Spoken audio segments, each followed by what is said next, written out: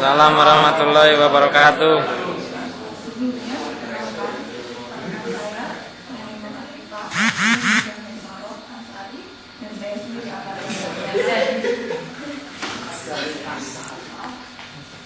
Kami dari kelompok expert yang akan membahas tentang budaya, dan selanjutnya akan dibahas oleh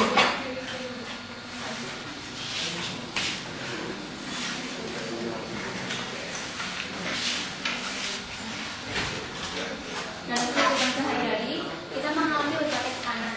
Ketika tekanan melebihi batas yang kita mampu menangani, maka stres di situ. Jumlah tekanan bisa menjadi motivator yang hebat yang membantu tubuh dan pikiran kita bekerja dengan baik dan memberi kontribusi untuk kesehatan mental kita. Tetapi juga diketahui bahwa peningkatan tingkat stres dapat menyebabkan masalah kesehatan yang serius. Penyelidikan medis telah mengidentifikasi bahwa suhu jari memiliki korelasi yang kuat dengan status stres bagi kebanyakan orang. Meskipun menafsirkan dan menganalisis profil suhu jari untuk mendiagnosis keparahan stres dan disfungsi terkait lainnya menerima peningkatan yang signifikan. Dokter juga mempertimbangkan faktor-faktor lain seperti perasaan pasien, perilaku, faktor sosial, lingkungan kerja, gaya hidup, dan sebagainya dalam mendiagnosis tingkat stres individu. Informasi tersebut dapat disajikan oleh pasien menggunakan format stres alami dan skala analog visual.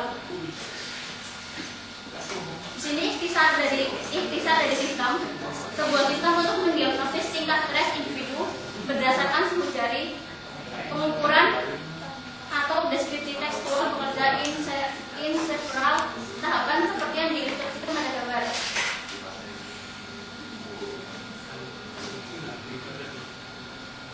Di situ terlihat yang pertama yaitu ada reliability dari tes menggunakan skala analitik visual. Kemudian jika diubah menjadi fase kalibrasi bersama dengan informasi tekstual tentang pasien digabungkan dalam ekstraksi utama dari sensor pembacaan dan informasi tekstual menjadi sebuah deskripsi permasalahan baru yang kemudian dicocokkan dengan sekian banyak data permasalahan kasus yang setelah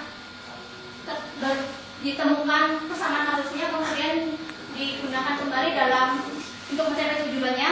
Di situ ditinjau kembali dan diterima dalam konfirmasi untuk digunakan kembali dalam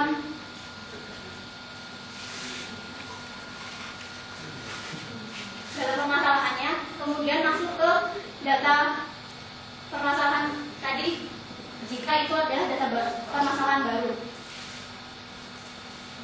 Dari beberapa ekstensi telah dilakukan dalam fase ini dengan menambahkan uji reliabilitas menggunakan skala analitik visual.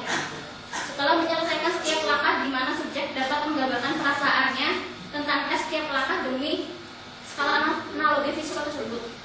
Dari tahap kalibrasi 15 menit, dari pengukuran suhu dan masukkan uji reliabilitas disimpan ke dalam file XML ke perangkat lokal. Sistem ini menyediakan antar muka pengguna yang menerima baik sinyal data atau informasi tekstual atau perpaduannya. Dari ikhtisar sistem tadi ditemukan evaluasi yaitu setelah menerapkan DSS yang dibutuhkan, kinerja sistem telah dievaluasi di mana evaluasi dilakukan pada pencocokan kemiripan data sinyal dan tekstual data yang masing-masing keakuratan pencocokan algoritma data sinyal dibandingkan dengan ahli dihitung dengan menggunakan indeks statistik disebut sebagai persegi dari koefisien korelasi. Untuk selanjutnya akan dilanjutkan oleh saudara Neneng.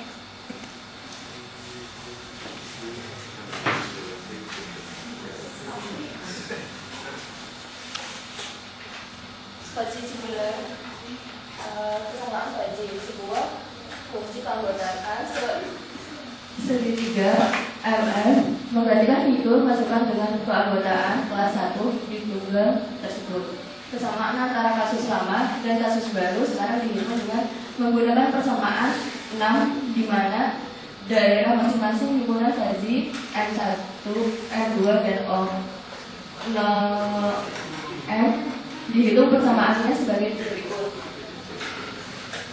di mana grafis tersebut SF F dalam kurung M1, M2 menghitung kesamaan lokal pada fitur antara yang baru dan status lama. Jelas ketika wilayah yang tumpang tindih lebih besar kesamaan numerik dan simbolik yang diambil dari nilai-nilai merasakan sinyal tenseris serta gambar untuk mendapatkan kondisi pasien sedang diselidiki.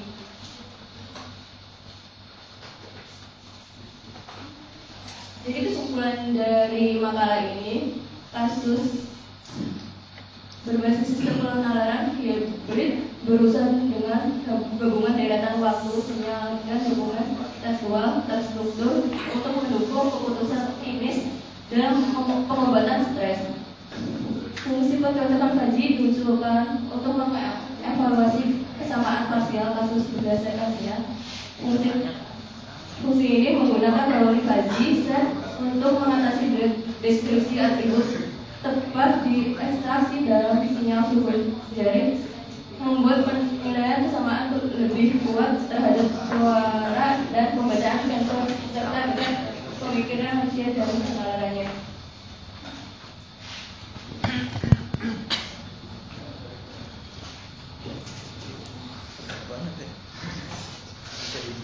Berikutnya ketika menjawab, kami memasang cermin dengan tidak bertanya. Dia merekam dirinya sendiri.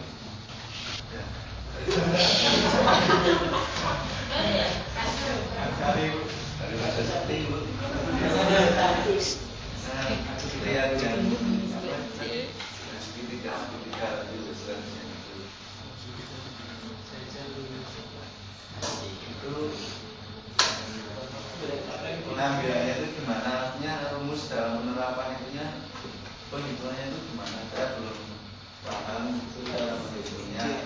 Ada film, ada M1, tiba-tiba di puncak, tiba-tiba di bawah.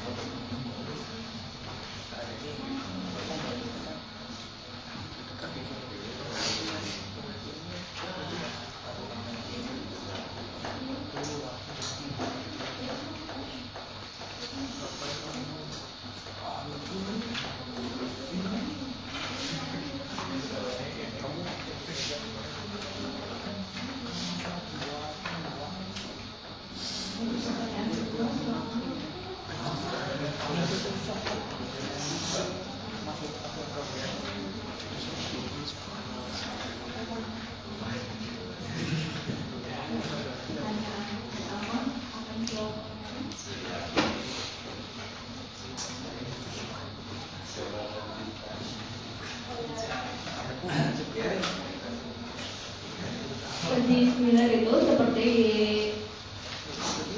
kayak logika tadi yang terdapat dalam buku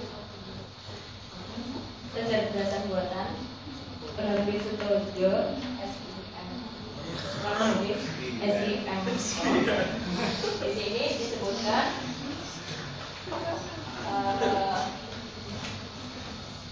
seperti grafik.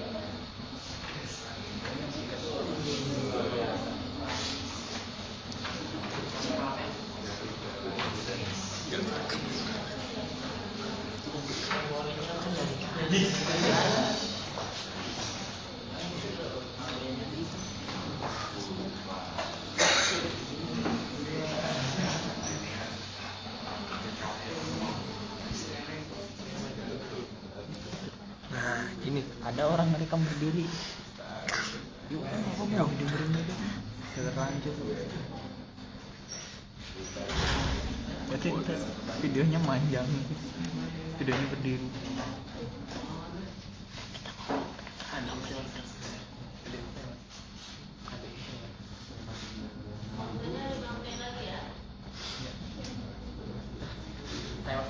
Bisa jelaskan langsung jelaskan.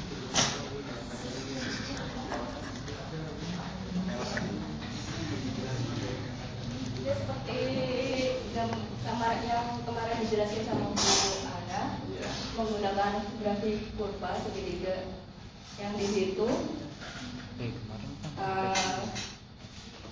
penggunaannya hampir mirip. Karena kan di sini CBR kan menggunakan kasus pertama, kasus baru sama kasus lama disesuaikan.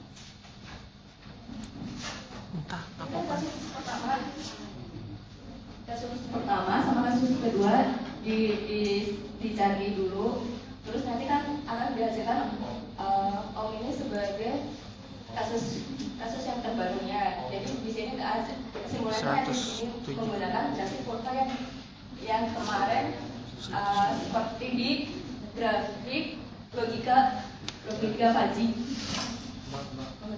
Yang maksud kasus dalam apa tuh? Bukan pidana itu. Bukan. Ini kan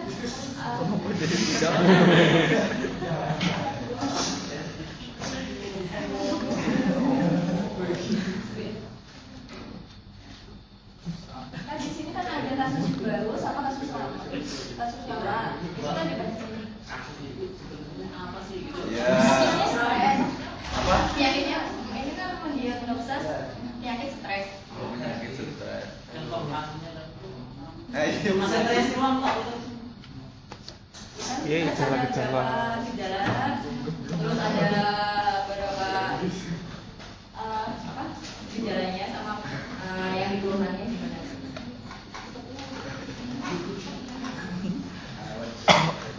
Seperti yang di sini. Di sini kan ada bisa dikembangkan faktor-faktornya.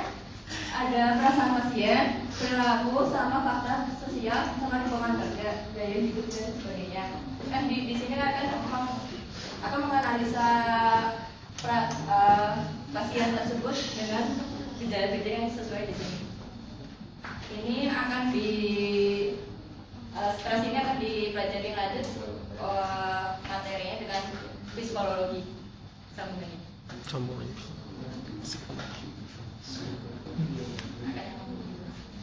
Nggak pakai baterai kok.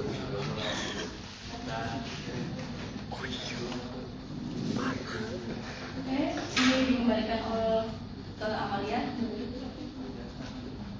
Di saat seperti ini perut sakit.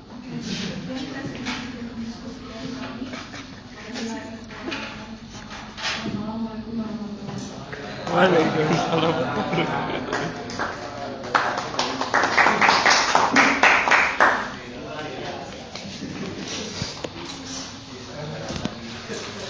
Kelompok pertama presentasi yang bertanya 2 orang siapa aja?